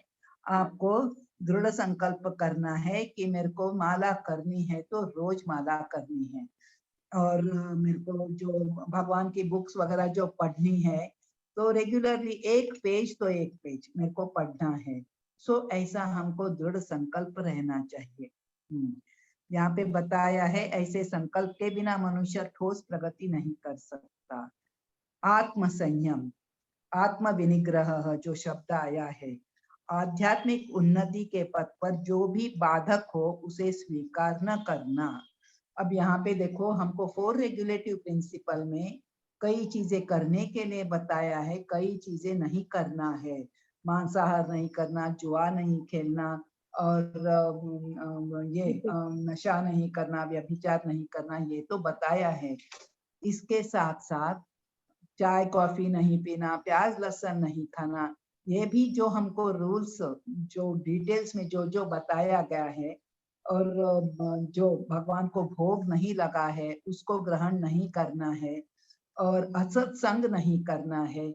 हम देखो मेन चीज है कि हम जानते नहीं है कि असत्संग क्या है, हम जानते नहीं असत्संग। हमको लगता है, देखिए हमारे पहले वाले भी अभी भक्ति में आने से पहले हमारा फ्रेंड सर्कल रहता है, हमारा फैमिली का सर्कल रहता है, बहुत बड़े सर्कल रहते हैं। तो इसमें क्या हो जाता है, भक्ति में आते ही हम उन सबको छोड़ नहीं सकते हैं, लेकिन हमको देखना चाहिए। अब हम उनके साथ जाते हैं, अरे मेरा पहले का वो फ्रेंड सर्कल है, हम उनको छोड़ नहीं सकते हैं, लेकिन छोड़ नहीं सकते हैं तो अगर वो हमको ऐसी कुछ चीज को, अरे पिक्चर को जाएंगे, नई पिक्चर आई है आ जाओ ना, तो जो हमारी कॉन्शियसनेस को खराब करता है, हम ये नहीं बोलते कि तुरंत ही उनका पूरा संग, लेकिन अब जो चीजें हमारे अर्ज हैं, हमारे भक्ति में वो बाधक हैं, ऐसी कोई चीजें वो करने को बोलते हैं, तो हमारे अंदर हिम्मत होनी चाहिए and politely you should refuse कि हमारा आना नहीं हो सकता। ये आपकी होशियारी, आपका इंटेलिजेंस आपको बताएगा कि आप कैसे अवॉइड करोगे, लेकिन अवॉइड करना जरूरी है। फोन पे हम बातें करते हैं, ये मना नहीं है, लेकिन हम अगर इधर की उधर के प्रजल्प करेंगे, हमारी चेतना खराब हो जाती है। तो इसलिए ऐसे बातों को अवॉइड करना, कैसे अवॉइड करना ये अपने ऊपर डिपेंडेंट है। तो यहाँ पे बताया है कि आत्म विनिग्रह, आध्यात्मिक उन्नति के पथ पर जो भी बाधक हो, हम हमेशा देखते हैं वो 4 चीजें, ये नहीं करना है तो नहीं करना है, लेकिन जो हम ये चीजें करते हैं, अभी कई चीजें, अभी दूसरों का संग बोल के नहीं, असत संग बोल के नहीं है, कई बार हमको शॉपिंग का, इसका उसका जो भी इंटरेस्ट पहले था, वो आज भक्त बनते ही वो पूरा खत्म नहीं हो जाता है। फिर भी हमको सोचना चाहिए, जब हमको ऐसा कुछ भी इंटरेस्ट लगता है, जरूरत नहीं है, फिर भी ये अच्छा लगा लेके आ गए, वो अच्छा लगा लेके आ गए, हमको मन में सोचना चाहिए, दैट इज इंट्रोस्पेक्शन, कि हमको सोचना चाहिए ये क्या सच्ची मेरे भक्ति में काम आने वाली वस्तु है? मैं क्यों खरीद रही हूँ? क्योंकि उसके मेरे फ्रेंड के पास है इसके लिए खरीद रही हूँ। ये सब हमारे मन के ऊपर कंट्रोल लाने के लिए ये सब सोचना जरूरी है। खाली खाने के लिए हर चीज में हमको कंट्रोल करना जरूरी है। इवन बोलते हैं कि भगवान का प्रसाद भी ये बहुत टेस्टी है, इसीलिए हम ज्यादा खाते हैं, वो भी इंद्रिय तृप्ति है बोल के। कोई बोलेगा अरे ये तो भगवान का प्रसाद है, भोग लगा है, फिर भी हमारे मन को वो मीन्स मन उसकी तरफ बढ़ता है। तो इसके लिए मन के ऊपर अगर नियंत्रण करना है, भगवान का प्रसाद पाने के लिए मना नहीं किया है, लेकिन भगवान को प्रसाद भी लिमिट में खाना चाहिए, ग्रहण करना, ऑनर करना चाहिए। देखो मनुष्य को इसका अभ्यस्त बनकर ऐसी किसी भी वस्तु को त्याग देना चाहिए जो आध्यात्मिक उन्नति के पथ के प्रतिकूल हो। यह असली वैराग्य है। इंद्रियां इतनी प्रबल हैं कि वे सदैव इंद्रिय तृप्ति के लिए उत्सुक रहती हैं। अनावश्यक मांगों की पूर्ति नहीं करनी चाहिए। इंद्रियों की उतनी ही तृप्ति की जानी चाहिए जिससे आध्यात्मिक जीवन में आगे बढ़ने में अपने कर्तव्य की पूर्ति होती है। सबसे महत्वपूर्ण किंतु वश में न आने वाली इंद्रिय है जीभ। यदि जीभ पर संयम न कर लिया गया तो समझो अन्य सारी इंद्रियां वशीभूत। हमने उपदेशामृत में पढ़ा है। सारी इंद्रियां जीभ एक जीभ को संयम कर लिया तो सारी इंद्रियां वशीभूत हो गई। जीभ का कार्य है स्वाद ग्रहण करना, उच्चारण करना। नियमित रूप से जीभ को कृष्णार्पित भोग को उच्चिष्ट स्वाद लेने में, हरे कृष्ण का कीर्तन करने में प्रयुक्त करना चाहिए। नेत्रों का संबंध है कृष्ण के सुंदर रूप के अतिरिक्त अन्य कुछ नहीं देखने देना चाहिए, इससे नेत्र वश में होंगे। इसी प्रकार कानों को कृष्ण के विषय में श्रवण करने में लगाना चाहिए। नाक को कृष्णार्पित फूलों को सूंघने में लगाना चाहिए। यहाँ यह समझाना होगा कि भगवत गीता केवल भक्ति के विज्ञान का प्रतिपादन करती है। भक्ति प्रमुख एवं एकमात्र लक्ष्य है। ओके, मिथ्या, अभी नेक्स्ट को जाते हैं कि मिथ्या अहंकार का अर्थ है शरीर को आत्मा मानना। हम जो अपने आप को शरीर मानते हैं, हम अपने आप को आत्मा नहीं समझते, वही है मिथ्या अहंकार। ओके, अभी अगला है कि जन्म मृत्यु जरा व्याधि को स्वीकार करने के कष्ट को समझना चाहिए। शास्त्र में वर्णन आया है भागवतम में, जन्म के टाइम में कितनी तकलीफ है, मरने के टाइम में प्रभु जी बोल रहे थे 40,000 बिच्छू एक साथ काटे तो कितना दर्द होता है, उतना दर्द होता है। क्यों ये 40,000 बिच्छू क्यों है? क्योंकि ये एक एक बिच्छू का काटना क्या है, हमारी एक एक आसक्ति है। हमको इनके प्रति आसक्ति, उसके प्रति आसक्ति, घर के प्रति आसक्ति, पैसे के प्रति, हमारे धन के प्रति आसक्ति, बच्चों के प्रति आसक्ति, ये सारी आसक्तियां एक एक बिच्छू के काटने के समान है। और हमारी इतनी सारी आसक्तियां हैं, तो जब देह त्याग, वो आत्मा शरीर से निकल जाने का समय आता है, तो ये आसक्तियां उस आत्मा को पीछे खींचती हैं, उसको बांध के रखती हैं, उसको बाहर निकलने को निकलने नहीं देती। तब व्यक्ति को बहुत तकलीफ होती है।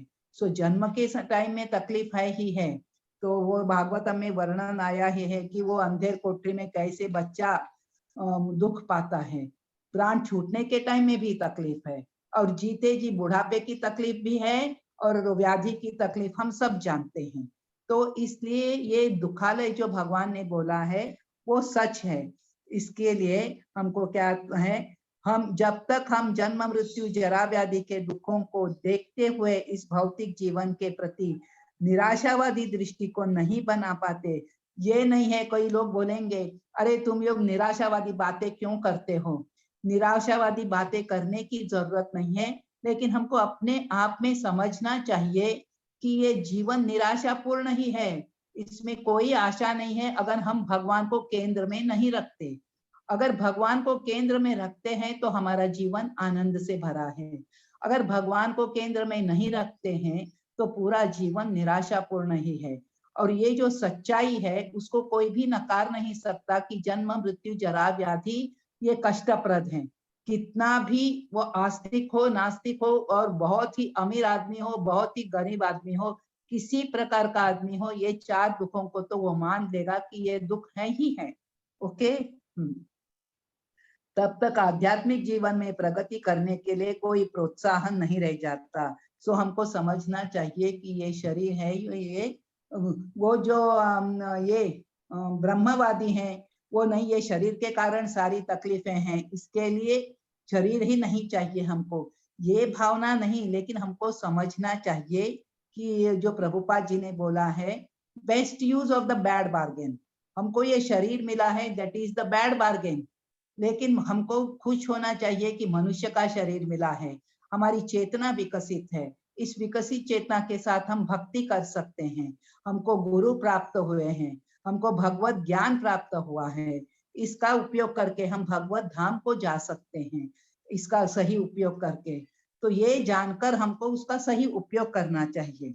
ओके। जहां तक संतान, पत्नी तथा घर से विरक्ति की बात है, इसका अर्थ यह नहीं है कि इनके लिए कोई भावना ही ना हो। सो ये सारे यहाँ पे प्रभुपाद जी बताते हैं, ये सब स्नेह की प्राकृतिक वस्तुएं हैं, लेकिन जब ये आध्यात्मिक उन्नति में अनुकूल न हो तो उनके प्रति आसक्त नहीं होना चाहिए। ओके, पूरा परिवार भक्ति में जुड़ा हुआ हो, ये सारी बातें अच्छी हैं, लेकिन नहीं तो हम घर के परिवार के सदस्यों का करते रहेंगे, हमको मंदिर जाने को नहीं जमता है, भक्ति जप करने को नहीं मिलता है, क्योंकि परिवार की ड्यूटीज निभाती रहने हैं, तो क्या हो जाएगा, मरने तक हम ड्यूटीज निभाते रहेंगे, भक्ति नहीं करेंगे। हमको ये शरीर मिला ही है भक्ति के लिए। सो जब हमारे बच्चे छोटे हैं, डेफिनेटली हमारी ड्यूटी है कि बच्चों को हमने जन्म दिया है, हमने ये जिम्मेदारी हमने खड़ी कर दी है, इसको निभाना हमारा कर्तव्य है, तो इसको तो निभाना है। लेकिन हम जिस टाइम हम वानप्रस्थ स्टेज में आ जाते हैं, हमने देखा है 50 साल के बाद तो वानप्रस्थाश्रम है, सो वानप्रस्थ स्टेज में आ जाते हैं, तब हमको ये देखना चाहिए कि हमारा ज्यादा अधिक से अधिक समय भगवत भक्ति में लगना चाहिए, क्योंकि वानप्रस्थ आ गया तो हमारा कभी भी हम यहाँ से निकल जा सकते हैं। तो इसके लिए हमको अपने एग्जाम की तैयारी तो ढंग से, आप लोग एग्जाम की तैयारी, एग्जाम लिखने की तैयारी तो कितना अच्छी से कर रहे हो। सो यहाँ से निकल जाने के जो एग्जाम जो है, so life is preparation, death is तैयारी तो हमको करनी है ना। मरने की तैयारी क्या है, भगवान की भक्ति करके भगवत धाम जाने की तैयारी। ओके, उसके लिए हमको तैयार रहना है। यदि कोई कृष्ण भावनामृत से पूर्ण रहे तो वो अपने घर को अत्यंत सुखमय बना सकता है, क्योंकि कृष्ण भावनामृत की विधि सरल है। इसमें हरे कृष्ण कृष्ण कृष्ण हरे हरे, हरे राम राम राम हरे हरे का कीर्तन करना होता है, कृष्ण अर्पित भोग उच्चिष्ट ग्रहण करना होता है, भगवत गीता भागवतम जैसे ग्रंथों पर विचार विमर्श करना होता है, अर्च विग्रह की पूजा, इन चारों बातों से मनुष्य सुखी होगा। सो मनुष्य को चाहिए अपने परिवार के सदस्यों को ऐसी शिक्षा दे। अगर हम इस कार्य में सक्सेसफुल हो जाते हैं तो हमारा जीवन सच में सक्सेसफुल है। ओके, उसका आगे है, सुख दुख भौतिक जीवन को दूषित करने वाले हैं, मनुष्य को चाहिए कि इन्हें सहन करना सीखे। मात्रा स्पर्शास्तु कौन्तेय, सेकंड चैप्टर में ही भगवान ने बोल दिया है कि सहन कर, तान तितिक्षस्व भारत, सहन करना सीखो। ओके, दो दशाओं में समभाव, दोनों दशाओं में समभाव बने रहना आज हमारे लिए बहुत मुश्किल लगता है, लेकिन ये असंभव नहीं है। ओके, सो देखो, लेकिन यदि हम वास्तविक आध्यात्मिक स्थिति को प्राप्त हो तो ये बातें हमको विचलित नहीं कर पाएंगी। हमें अटूट भक्ति का अभ्यास करना होता है। ओके,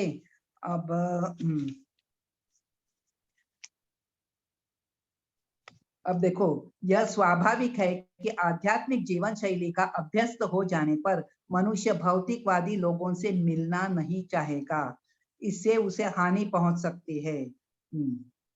ओके, अभी ये सारे जो गुण दिए हैं और भगवान ने बताया है कि यही ज्ञान है, ये सारी जो क्वालिटीज हैं यही ज्ञान है, इनको जान कर आचरण में लाना है। अभी 13th है, 13 में बताया है ज्ञेयं यत् प्रवक्ष्यामि यज्ञात्वा अमृतमश्नुते अनादिमत् परम ब्रह्मन् सत् न असत उच्यते। अब मैं तुम्हें ज्ञेय के विषय में बताऊंगा जिसे जानकर तुम नित्य ब्रह्म का आस्वादन कर सकोगे। यह ब्रह्म या आत्मा जो अनादि है, यहाँ पे भगवान अभी आत्मा के बारे में बताएंगे, जो अनादि है, मेरे अधीन है, इस भौतिक जगत के कार्य कारण से परे स्थित है। ओके, सो वैदिक साहित्य में परमेश्वर को परमात्मा रूप में प्रधान क्षेत्रज्ञ बताया है, परमेश्वर को क्षेत्रज्ञ कहा है, वो भी सही है। ओके, जीवात्माएं सदा भगवान की सेवा में लगी रहती हैं और उसके इस श्लोक में ब्रह्म का जो वर्णन है वो आत्मा का है। सो कई जगह आत्मा को भी ब्रह्म कहा जाता है, कई जगह आत्मा, परमात्मा, भौतिक जगत, आध्यात्मिक जगत, इन सबको ब्रह्म कहा जाता है। और ब्रह्म शब्द जीवात्मा के लिए व्यवहृत होता है, तो यह समझना चाहिए कि जब ब्रह्म शब्द जीवात्मा के लिए यूज होता है तो वो क्या है, आनंद ब्रह्म है। जब परमात्मा के लिए यूज होता है तो क्या है, परमात्मा के लिए यूज होता है तो वह ये आनंद ब्रह्म है, और जीवात्मा के लिए यूज होता है वो विज्ञान। हमने देखा कि अन्नमय कोश, प्राणमय कोश, ये सब है ना, तो लास्ट जो है आनंदमय कोश है, उसके पहले है विज्ञानमय कोश, वो आत्मा के लिए यूज होता है। ओके, और यहाँ पे 14वां जो श्लोक है, सर्वतः पाणिपादं तत्सर्वतो मुखम सर्वतः श्रुतिमन् लोके सर्वमावृत्य तिष्ठति। ये वर्णन देखो परमात्मा का है। सो परमात्मा के बारे में यहाँ वर्णन किया है कि उनके हाथ, पांव, आंखें, सिर, मुंह, उनके कान सर्वत्र हैं। इस प्रकार परमात्मा सभी वस्तुओं में व्याप्त होकर अवस्थित हैं। हाँ, अपने सर्वव्यापी रूप में वे स्थित रहते हैं। उनमें देखो उनके अनंत शीर, हाथ, पांव, नेत्र है, अनंत जीव है, ये सभी परमात्मा में ही स्थित हैं। सो परमात्मा और आत्मा का यहाँ पे कंपैरिजन आया है। परमात्मा अपना हाथ असीम दूरी तक फैला सकता है, लेकिन आत्मा ये नहीं कर सकता। ओके, सो यहाँ पे कंपैरिजन भी है, एक जगह परमात्मा के लिए बताया है, एक जगह आत्मा के लिए बताया है। सो सर्वेन्द्रिय गुणाभासम सर्वेन्द्रिय विवर्जितम असक्तम सर्वभृच्चैव निर्गुणम गुणभोक्तृ च। परमात्मा समस्त इंद्रियों के मूल स्रोत हैं, फिर भी वे इंद्रियों से रहित हैं, वे समस्त जीवों के। अब देखो यहाँ पे पहले श्लोक में बताया कि इनके इंद्रियां इतनी दूर दूर तक जा सकती हैं, हाथ, पैर वगैरह, और यहाँ पे वर्णन आया है परमात्मा समस्त इंद्रियों के मूल स्रोत हैं, फिर भी वो इंद्रियों से रहित हैं, वे समस्त जीवों के पालन करता होकर भी अनासक्त हैं, वे प्रकृति के गुणों से परे हैं, फिर भी भौतिक प्रकृति के समस्त गुणों के स्वामी है। आपने ये किस किताब में, किस पुस्तक में पढ़ा था? भगवान की ये विपरीत क्वालिटीज कहाँ पे पढ़ी थी? ईशोपनिषद। हाँ, श्री ईशोपनिषद में बताया था। सो भगवान के पैर नहीं है, सबसे फास्ट चलते हैं, अंदर भी हैं, बाहर भी हैं। सो यही ये वापस आया है। ओके, सो यद्यपि हमारे समस्त इंद्रिय कार्यों के स्रोत हैं भगवान, लेकिन उनकी इंद्रियां दिव्य हैं, इसके लिए हमारी तरह नहीं है, इसके लिए यहाँ बताया है कि भगवान की इंद्रियां नहीं है। सो भगवान की इंद्रियां दिव्य होती हैं, कल्मश रहित होती हैं। ओके, उनके भौतिक बद्ध जीव तथा परमात्मा में यही अंतर है। उनके भौतिक नेत्र नहीं होते, फिर भी उनके नेत्र होते हैं, अन्यथा वो कैसे देख सकते? वे सब कुछ देख सकते हैं, भूत वर्तमान भविष्य। सो उनके नेत्र हैं लेकिन वो दिव्य हैं, लेकिन हम दिव्य चीजों को नहीं देख सकते हैं। इसीलिए क्या है कि हमको बताया जाता है कि उनके आंख नहीं है, उनके हाथ नहीं है। ओके, सो ये जो कहा जाता है कि परमेश्वर के हमारे जैसे पांव नहीं है, लेकिन वे आकाश में विचरण कर सकते हैं क्योंकि उनके आध्यात्मिक पांव होते हैं। दूसरे शब्दों में भगवान निराकार नहीं है, उनके अपने नेत्र, पांव, हाथ सभी कुछ होते हैं। और चूंकि हम सभी परमेश्वर के अंश हैं, अतएव हमारे पास भी ये सारी वस्तुएं होती हैं। ओके, लेकिन भगवान की इंद्रियां कलमशग्रस्त नहीं होती। भगवत गीता से पुष्टि होती है, भगवान प्रकट होते हैं तो वे अपनी अंतरंगा शक्ति से यथारूप में प्रकट होते हैं। सो भगवान बोलते हैं ना कि अवतार रूप में जैसा मैं हूँ वैसे ही प्रकट होता हूँ, मैं जन्म नहीं लेता हूँ बोल के। वे भौतिक शक्ति द्वारा कलमशग्रस्त नहीं होते। क्यों नहीं होते? हम लोग हो जाते हैं, लेकिन वो नहीं होते क्योंकि भौतिक प्रकृति के ही स्वामी है। सो मालिक सेवक द्वारा ये नहीं होता है, ग्रस्त नहीं हो, मीन्स कलमशग्रस्त नहीं होता है। वैसे उनका सारा शरीर आध्यात्मिक है, उनका अपना नित्य स्वरूप होता है जो सच्चिदानंद विग्रह है, जो शाश्वत है, आनंद से पूर्ण है, ज्ञान से पूर्ण है और षड ऐश्वर्य से भी वे पूर्ण है। वे समस्त जीवों के पालक हैं, सारी गतिविधियों के साक्षी है। हमने देखा है हमारे जो ये जो एक वृक्ष पर दो पंछी जो हैं, शरीर रूपी वृक्ष पर एक साक्षी पक्षी है, वो परमात्मा है। ओके, सो बहिरन्तश्च भूतानाम् अचरं चरमेव च सूक्ष्मत्वात् विज्ञेयं दूरस्थं चान्तिके च तत्। यहाँ पे भगवान बताते हैं कि परम पुरुष, परम सत्य जड़ तथा जंगम समस्त जीवों के बाहर तथा भीतर स्थित हैं। सूक्ष्म होने के कारण वे भौतिक इंद्रियों के द्वारा जानने तथा देखने से परे हैं। यद्यपि वे दूर रहते हैं किंतु हम सबों के निकट भी हैं। ओके, सो परम पुरुष नारायण प्रत्येक जीव के बाहर भीतर निवास करने वाले हैं, भौतिक तथा आध्यात्मिक दोनों जगतों में विद्यमान रहते हैं, दूर है फिर भी हमारे निकट है। सो ये सब जो आपने पढ़ा है, इसका जो तात्पर्य में प्रभुपाद जी ने दिया है वही है जो ईशोपनिषद में आपने पढ़ा है। अविभक्तम च भूतेषु विभक्तमिति च स्थितं भूत भूतभर्तृ च तज्ज्ञेयं ग्रसिष्णु प्रभविष्णु च। तो यद्यपि परमात्मा समस्त जीवों के मध्य विभाजित प्रतीत होते हैं, लेकिन वह कभी विभाजित नहीं है, वह एक रूप में स्थित है। इसका उदाहरण है सूर्य। सूर्य आकाश में हमारे ऊपर जब हमको दिखते हैं तो 5000 किलोमीटर किसी इस तरफ उस तरफ पीछे के means east west south north कहीं भी किसी को 5000 किलोमीटर दूरी तक पूछा गया तो वो भी बोलेंगे कि हमारे ऊपर भगवान मीन्स सूर्य है बोल के। चारों और 5000 मील की दूरी पर घूमे और पूछा तो भी सो सूर्य कैसे हैं, हमको लगता है हमारे ऊपर है, वो भी बोलते हैं हमारे ऊपर है। सो एक जगह स्थिर होके भी वो लगता है कि सब जगह है, वो विभाजित नहीं है, वो जैसे है वैसे सब जगह दिखते हैं। सो अपनी सर्वशक्तिमत्ता के द्वारा भगवान भी सर्वत्र एक विष्णु सर्वत्र विद्यमान है। इस तरह अनेक पुरुषों को एक ही सूर्य की प्रतीति अनेक स्थानों में होती है। परमेश्वर प्रत्येक जीव के पालन करता है, किंतु प्रलय के समय सबों का भक्षण कर जाते हैं।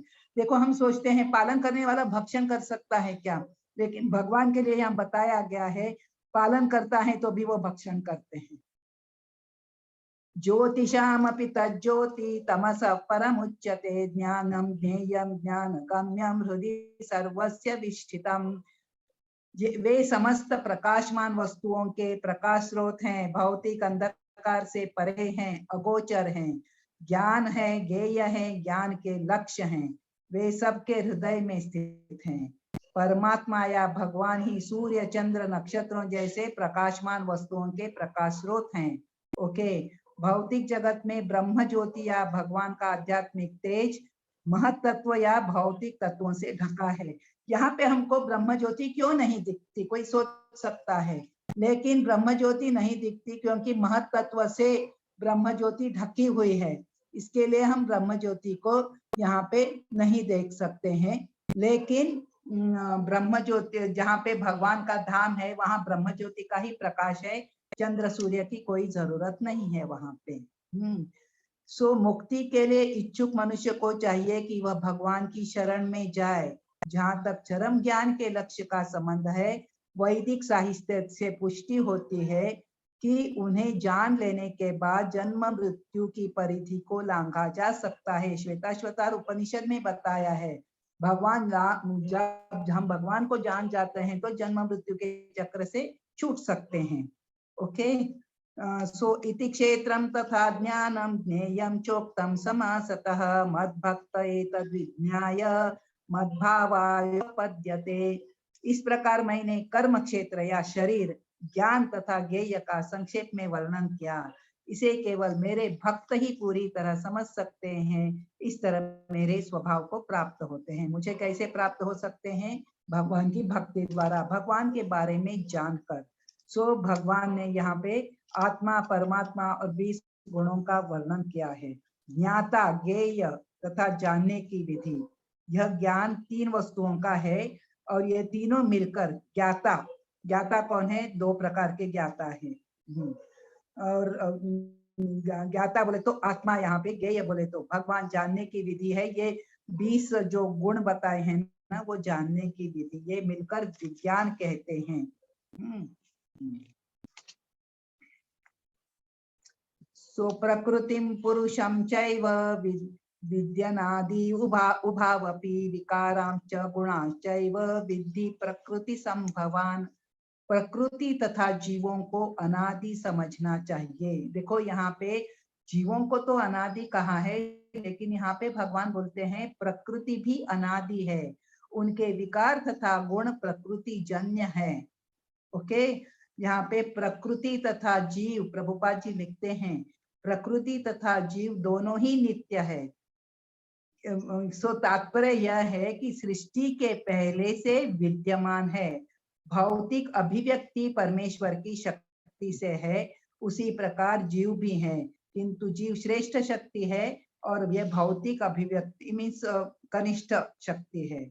जीव तथा प्रकृति इस ब्रह्मांड के उत्पन्न होने के पूर्व से विद्यमान है। प्रकृति तो महाविष्णु में लीन हो गई और जब इसकी आवश्यकता पड़ी तो वो लीन हो जाती है, वापस प्रकट हो जाती है। सो टेम्पररी है, लेकिन वो हमेशा रहने वाले है। मीन्स वो महाविष्णु के अंदर चली जाती है, वापस बाहर सृष्टि निर्माण हो जाती है तो बाहर आ जाती है। देखो, प्रकृति तो महाविष्णु में लीन हो गई, जब इसकी आवश्यकता पड़ी तो यह महत्त्व के द्वारा प्रकट हुई। इसी प्रकार जीव भी भगवान वो महाविष्णु के अंदर रहते हैं और चूंकि वे बद्ध हैं, अतः वे परमेश्वर की सेवा करने से विमुख हैं।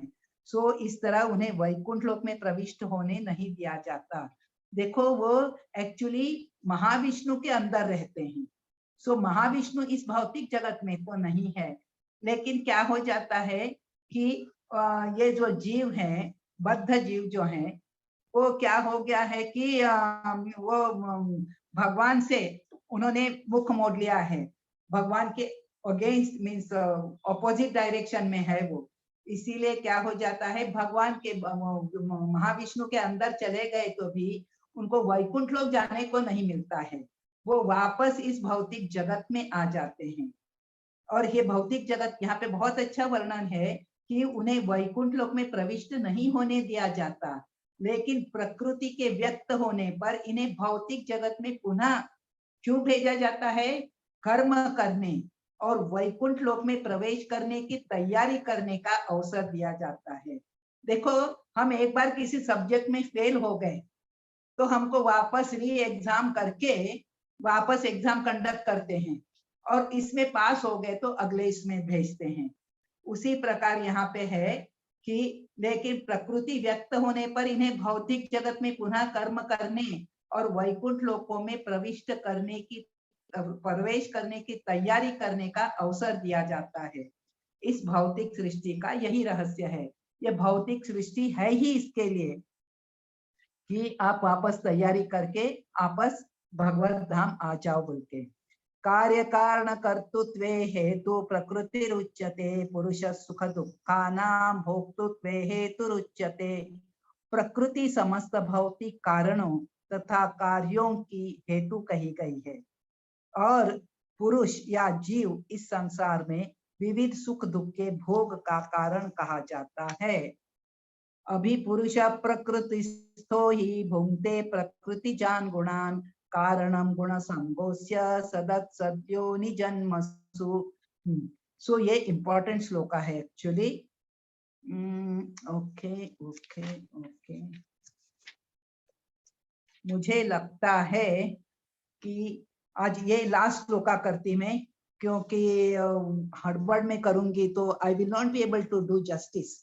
ओके, कल थोड़ा सा अगर ज्यादा रुक सकते हैं, है ही हमारे थोड़े से लोग, कल कोई रुक सकेगा क्या थोड़ा 1-15 मिनट एक्स्ट्रा? यस माता हाँ, माता जी रुक सकेंगे। कल तो शनिवार है, काम नहीं रहेगा। रुक सकेंगे माता। रुक सकेंगे? ओके, जो भी रुकना चाहेगा, क्योंकि अगर ज्यादा टाइम लगे तो ठीक है, ज्यादा टाइम लगे तो रुकिए। आज 22वां एक ही करती मैं। पुरुष प्रकृतिस्थो ही भुंक्ते प्रकृति जान गुणान कारणम गुण संगोस्य सदत्सद्योनि जन्मसु। इस प्रकार जीव प्रकृति के तीनों गुणों का भोग करता हुआ प्रकृति में ही जीवन बिताता है। यह उस प्रकृति के साथ उसकी संगति के कारण है। इस तरह उसे उत्तम तथा अधम योनियां मिलती हैं।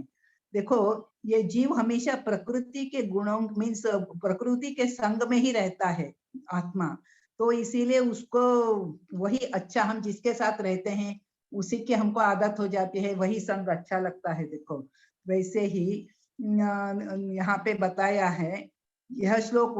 हाँ, यह श्लोक यह समझाने के लिए महत्वपूर्ण है कि जीव एक शरीर से दूसरे में किस प्रकार देहांतरण करता है।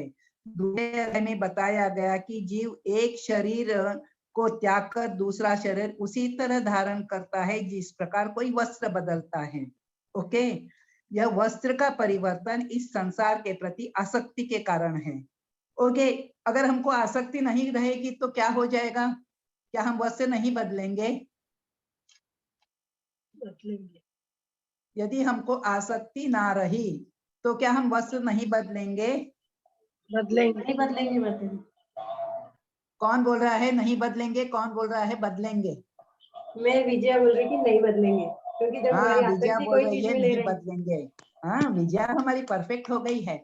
सो नहीं बदलेंगे। वस्त्र परिवर्तन क्यों होता है? आसक्ति के कारण।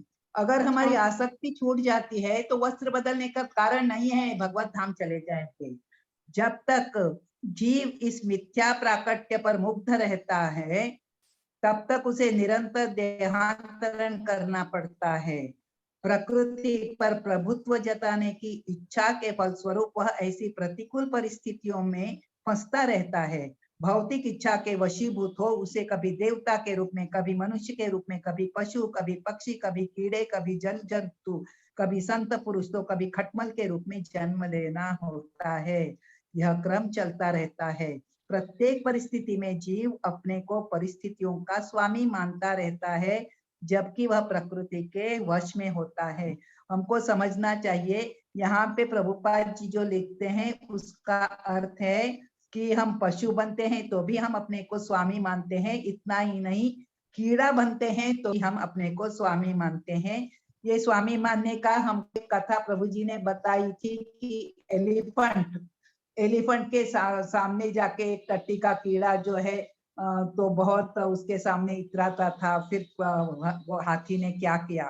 तो ये हमको डिटेल में जाने की जरूरत नहीं। तो किसी भी योनि में हम अपने आप को स्वामी मानते हैं। ओके, यहाँ पर बताया गया है कि जीव किस प्रकार विभिन्न शरीरों को प्राप्त करता है।